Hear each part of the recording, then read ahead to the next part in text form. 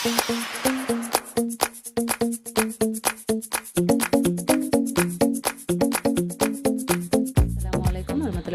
দর্শক, সবাই কেমন আছেন? আশা করি ভালোই আছেন। দেখতেই পাচ্ছেন একটা প্লেটের মধ্যে, তার মধ্যে ছোট ছোট বাটির মধ্যে আমি কত রকমের বাদাম, খেজুর আর অনেক কিছু নিয়েছি। আজকে আমি একটা নতুন রেসিপি করে দেখাবো বন্ধুরা। সেটা হচ্ছে খেজুরের বরফি বা হালুয়া। এটা বাচ্চা থেকে বড়দের সবার পছন্দের একটা হেলদি খাবার। তো কী কী নিয়েছি এখানে আমি বলে দিচ্ছি। 1 বাটি খেজুর, আর নিয়েছি এখানে আমি সাদা তিল, ছোট্ট এরকম একটা বাটির সাদা তিল নিয়েছি 1 বাটি। নিয়েছি আখরোট, নিয়েছি কাঠবাদাম, নিয়েছি 1 বাটি কাজু বাদাম, আর নিয়েছি এখানে হাফ বাটি পেস্তা বাদাম, হাফ বাটি নিয়েছি এখানে মগজ। আমি আমার পছন্দ মতো এখানে বাদাম নিয়ে নিয়েছি। আপনারা চাইলে পরে আরও এখানে অনেক রকমেরই শুকনো যে বাদামগুলো পাওয়া যায়, চীনা বাদাম পাওয়া যায়, আরও অনেক রকমেরই বাদাম আছে বন্ধুরা, সেইগুলো আপনারা দিয়ে করতে পারেন। তো চলুন, প্রথমে আগে আমি খেজুরের ভেতর থেকে বীজটাকে ছাড়িয়ে নিচ্ছি। এখানে আমি একটা চাকু নিয়েছি আর নিয়ে নিলাম একটা খেজুর। এইভাবে একটু করে কেটে নেব। কেটে নেওয়ার পর এইভাবে করে আমি চাকুটা দিয়ে বীজটাকে তুলে নিচ্ছি। তো বন্ধুরা, একই মতো করে সবগুলো আগে বীজ বের করে নিই, তারপরে দেখাচ্ছি। বন্ধুরা দেখুন, সবগুলো বীজ এখানে ছাড়ানো হয়ে গেছে। বীজগুলোকে এবারে আমি ফেলে দেব। প্লেটটাকে সরিয়ে এখানে আমি নিয়ে নিচ্ছি মিক্সচার মেশিনের ছোট যে বাটিটা হয়, সেই বাটিটা। এবারে আমি এই খেজুরগুলো বীজ ছাড়ানো এই বাটির মধ্যে দিয়ে দিচ্ছি। এখানে কোনো জল ব্যবহার করা যাবে না, এমনি এগুলো বেটে নিতে হবে। আপনারা চাইলে পরে সিলবাটাতেও বেটে নিতে পারেন। তো আমি এখানে মশলা করা যে মেশিনটা হয় সেটা দিয়ে আমি বেটে নিচ্ছি। তো চলুন, এটাকে আমি বেটে নিয়ে চলে আসছি। দেখুন, এখানে আমি বেটে নিয়ে চলে এলাম। কিভাবে হয়েছে আঠালো। এটাকে আমি এবারে একটা বাটির মধ্যে তুলে নিচ্ছি। এখানে একদমই জল দেওয়া যাবে না বন্ধুরা, আর এরকমই আঠালো বাটতে হবে। দেখুন কিভাবে একদম আঠালো হয়েছে। আমি যতটা করতে চাইলাম ততটা আমি নিয়ে নিলাম। পরিমাণটা বলেই দিলাম আপনাদেরকে। আপনারা কম বেশি করতে চাইলে পরে, বেশি যদি করতে চান তাহলে একটু বেশি বেশি করে নিয়ে নেবেন, আর কম করতে চাইলে একটু করে কমিয়ে দিবেন। তো চলুন, সম্পূর্ণ এখানে মিশ্রণটাকে আমি তুলে নিচ্ছি। আর প্রচণ্ড একদম আঠালো, দেখতেই পাচ্ছেন। এখন সম্পূর্ণ মিশ্রণটাকে আমি বাটির মধ্যে তুলে নিয়েছি। এটাকে এবারে আমি সাইড করে রেখে দিব। আর নিয়ে নিব সেই আমি আগের বাদামগুলো আর আখরোটটা, এগুলো যে আছে সবগুলো আমি ছোট ছোট করে টুকরো টুকরো করে কেটে নেব।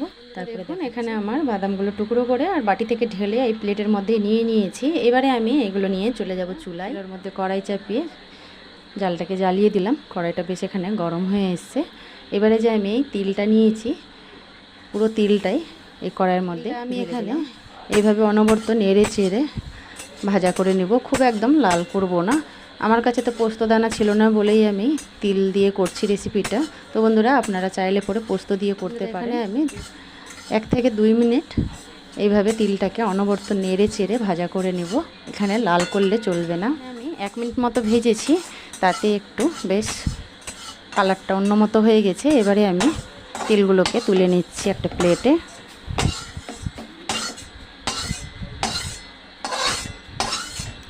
সম্পূর্ণ তিলটাকে আমি একটা প্লেটের মধ্যে তুলে নিলাম। দেখুন কালারটা দেখে বুঝতে পারছেন। কড়াইয়ের মধ্যে দিয়ে দিচ্ছি 1 চামচ ঘি। এই বাদামগুলো আর আখরোট সবগুলো একসঙ্গে দিয়ে হালকা করে একটু ভাজা করে নেব ঘিয়ের মধ্যে।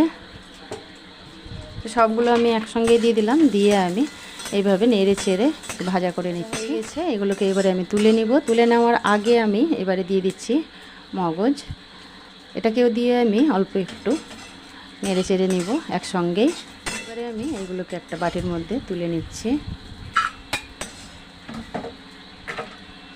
ঘি থেকে গেছে, ওই ঘিয়ের মধ্যে আমি এবারে খেজুর বাটাটা দিয়ে দিচ্ছি। এখন একটু শক্ত মনে হবে, নাড়তে নাড়তে কয়েক সেকেন্ডের মধ্যে এটা খুব নরম হয়ে যাবে। দেখুন এইভাবে আমি একটু নেড়ে চেড়ে নিচ্ছি। আর চুলার জালটা এখন একদম কমিয়ে রাখতে হবে। দেখুন, দেখে মিশ্রণটা বুঝতেই পারছেন কীরকম একদম আঠালো আর একটু শক্ত মনে হচ্ছে। একটু এইভাবে নাড়াচাড়া করলেই নরম হয়ে যাবে। আর বন্ধুরা, এটাতে একদমই কোনো চিনি দেওয়া যাবে না, চিনি ছাড়াই রেসিপিটা হবে। যাদের সুগার আছে বন্ধুরা, ওরা একদমই এটা খেতে পারবে, কোনো অসুবিধা হবে না। দেখুন একটু এখানে নরম হয়ে এসছে। এবারে আমি আরও এখানে কিছুক্ষণ ধরে এইভাবে নেড়ে চেড়ে নেব। মিশ্রণটা অনেকটাই নরম হয়ে গেছে, তবুও বন্ধুরা খুন্তিটাতে লেগে যাচ্ছে। বেশ একদম অনেকটা নরম হয়ে গেছে, দেখে বুঝতেই পারছেন। আমি আগে থেকে ভেজে রাখা সব বাদামগুলো এই খেজুরের মিশ্রণের মধ্যে দিয়ে দিব। সবগুলোই দিয়ে দিলাম। দেওয়ার পর এবারে আমি খেজুরের মিশ্রণটার সাথে সুন্দর করে মিশিয়ে নেব। ভাজা তিল অল্প করে আমি সাইডে রেখে দিয়েছি, আর বেশ এখানে কিছুটা পরিমাণে দিয়ে দিচ্ছি। আর এখানে আমি 6 থেকে 7টা এলাচের, ছোটো এলাচের যে বীজটা হয় সেটাকে বার করে নিয়েছি, এটাও দিয়ে দিলাম। দেওয়ার পরে এবারে আমি সুন্দর করে সব কিছু মিশিয়ে নেব। এভাবে আমি বেশ কিছুক্ষণ ধরে মিশিয়ে নিলাম সবগুলো। আর চুলাটাকে এবারে আমি বন্ধ করে দিয়েছি। এবারে আমি মিশ্রণটাকে একটা প্লেটের মধ্যে তুলে নেব। মিশ্রণটা আমি একটা ট্রের মধ্যে ঢেলে নেব। তার জন্য এখানে আমি একটা ট্রে আর বাটার পেপার দিয়ে দিয়েছি। এভাবে আমি বিছিয়ে নিলাম। দেখুন এভাবে আমি বাটার পেপারটাকে সুন্দর করে, বীজটা লেগেছিল 2-1 ফোঁটার মতো, সেটাকে আমি এখানে এইভাবে লাগিয়ে নেব। আমি সম্পূর্ণ মিশ্রণটাকে এই ট্রের মধ্যে নিয়ে নেব। সম্পূর্ণ মিশ্রণটাকে আমি ঢেলে নিয়েছি। আর প্রচণ্ড আঠালো, তার জন্য আমি একটা চামচ দিয়ে খুন্তিটাকে পরিষ্কার করে নিচ্ছি। নেওয়ার পর এবারে আমি চামচটা দিয়ে এইভাবে একটু সুন্দর করে এক জায়গায় করে নেব।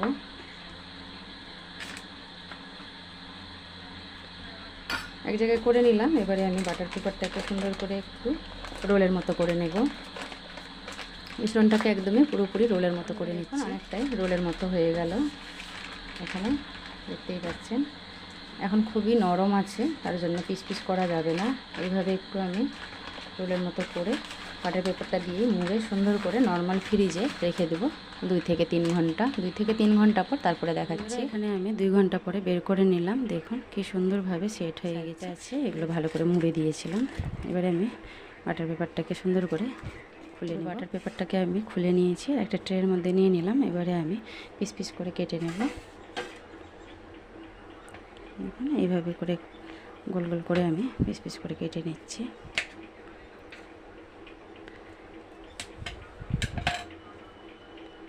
এরকম করে আমি গোল গোল করে কেটে নিচ্ছি।